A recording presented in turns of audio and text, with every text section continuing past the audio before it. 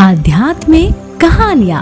नमस्कार दोस्तों, स्वागत है आप सभी का एक बार फिर से आपके अपने पसंदीदा YouTube चैनल आध्यात्मिक कहानियों में। दोस्तों, आज मैं आपके समक्ष प्रस्तुत करने वाली हूँ भीष्म द्रोण वध की कहानी।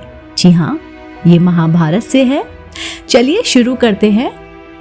वाणों की शैया पर लेटे भीष्म 10वें दिन अर्जुन ने वीरवर भीष्म पर वाणों की बड़ी भारी वृष्टि की। इधर द्रुपद की प्रेरणा से शिखड़ी ने भी पानी बरसाने वाले मेघ की भांति भीष्म पर बाणों की छड़ी लगा दी।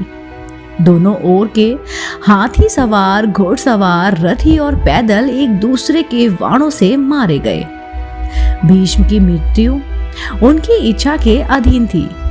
जब पांडवों को ये समझ आ गया कि भीष्म के रहते वो इस युद्ध को नहीं जीत सकते, तो श्री कृष्ण के सुझाव पर उन्होंने भीष्म पितामह से ही उनकी मृत्यु का उपाय पूछा।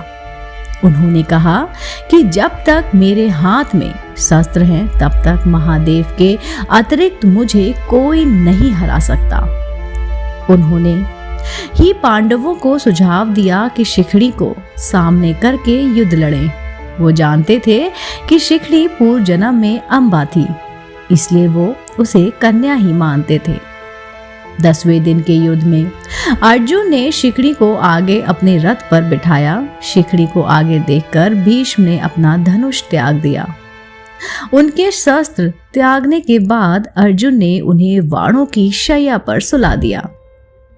वे उत्तरायण की प्रतीक्षा में भगवान विष्णु का ध्यान और स्तवन करते हुए समय व्यतीत करने लगे।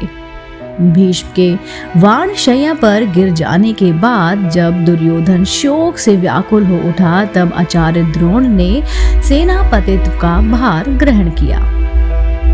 उधर हर्ष मनाती हुई पांडवों की सेना ने धृष्टद्युम्न सेनापति हुए। उन दोनों में बड़ा ही भयंकर युद्ध हुआ, जो यमलोक की आबादी को बढ़ाने वाला था। 13वें दिन के युद्ध में कौरव सेना के प्रधान सेनापति गुरु द्रोणाचार्य द्वारा युधिष्ठिर को बंदी बनाने के लिए चक्रव्यूह पद्मव्यूह की रचना की गई। पांडव पक्ष में केवल कृष्ण और अर्जुन ही चक्रव्यूह वेदन जानते थे, लेकिन उस दिन उन्हें त्रिगद नरेश बंधु युद्ध करते करते चक्रव्यूह स्थल से बहुत दूर लेके गए। त्रिगद दुर्योधन के शासनाधीन एक राज था। अर्जुन पुत्र अभिमन्यु को चक्रव्यूह में केवल प्रवेश करना आता था, उसे निकलना नहीं आता था, जिसे उसे तब तक सुना था जब तक वह अपने माता के गर्भ में था। और उसके पिता अर्जुन उसकी माता को ये विधि समझा रहे थे और बीच में ही उनको नींद आ गई। लेकिन जैसे ही अभिमन्यु ने चक्रव्यूह में प्रवेश किया, सिंधु नरेश जयद्रथ ने प्रवेश मार्ग रोक लिया और अन्य पांडवों को भीतर प्रवेश नहीं करने दिया। तब शत्रु चक्र में अभिमन्यु अकेला पड़ गया। अकेला होने पर वह वीरता से लड़ा और उसने अकेले ही कौरव सेना को वहां पर हरा दिया और कौरव सेना के बड़े बड़े योद्धाओं को परास्त कर दिया, जिनमें स्वयं कर्ण, द्रोण और दुर्योधन भी थे। कर्ण और दुर्योधन ने गुरु द्रोण के निर्देशानुसार अभिमन्यु का वध करने का निर्णय लिया। कर्ण ने बाण चलाकर अभिमन्यु का धनुष और रथ का एक पहिया तोड़ दिया, जिसमें वह भूमि पर गिर पड़ा और अन्य कौरवों ने उस पर आक्रमण कर दिया। इस युद्ध में अभिमन्यु मारा गया। युद्ध समाप्ति पर जब अर्जुन को ये पता लगता है कि अभिमन्यु के मारे जाने में जयद्रथ का सबसे बड़ा हाथ है, तो वे प्रतिज्ञा कर लेता है कि अगले दिन का सूर्य अस्त होने से पूर्व वह जयद्रथ का वध कर देगा, अन्यथा अग्नि समाधि ले लेगा। 14वें दिन, जी हाँ, 14वें दिन का युद्ध अविलक्षण रूप से सूर्यास्त के बाद तक चलता रहा और भीमपुत्र घटोत्कच जो अर्ध असुर था, कौरव सेनाओं का बड़े पैमाने पर संहार करता रहा। आमतौर पर असुर रात्रि के समय बहुत अधिक शक्तिशाली हो जाते हैं। दुर्योधन और कर्ण ने वीरता से उसका सामना किया और उससे युद्ध किया।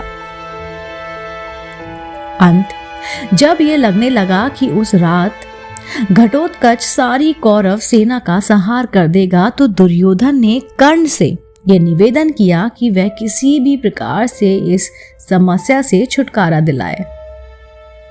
कर्ण को विवश होकर शक्ति अस्त्र घटोत्कच पर चलाना पड़ा। यह अस्त्र देवराज इंद्र द्वारा कर्ण को उसकी दान परायणता के सम्मान स्वरूप दिया गया था, जब कर्ण ने उसके अपने कवच कुंडल इंद्र को दान में दिए थे।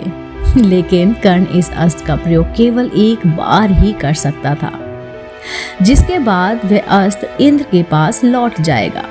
इस प्रकार शक्ति अस्त्र का प्रयोग घटोत्कच पर करने के बाद वह इसे बाद में अर्जुन पर ना कर सका। विराट और द्रुपद आदि राजा द्रोण रूपी समुद्र में डूब गए। उस समय द्रोण काल के समान जान पड़ते थे। इतने ही में उनके कानों में ये आवाज आई कि अश्वत्थामा मारा गया। इतना सुनते ही आचार्य द्रोण ने अस्त्र शस्त्र त्याग दिए। ऐसे समय में धृतधुम्न के बाणों से आहत होकर वे पृथ्वी पर गिर पड़े। दोस्तों, उम्मीद करती हूँ आपको मेरे द्वारा सुनाई गई भीम द्रोण वध कथा पसंद आई होगी। अगर आप ऐसी ही कथा और कहानियां सुनना पसंद करते हैं तो आप मेरे चैनल आध्यात्मिक कहानियों को तुरंत लाइक कीजिए, शेयर कीजिए और सब्सक्राइब करना बिल्कुल ना भूलिए। मैं आपको मिलती हूँ जल्द ही इसी चैनल पर एक नई धार्मिक कहानी और रोचक जानकारी के साथ। आप देख रहे थे आप तक अपना पसंदीदा YouTube चैनल आध्यात्मिक कहानियां।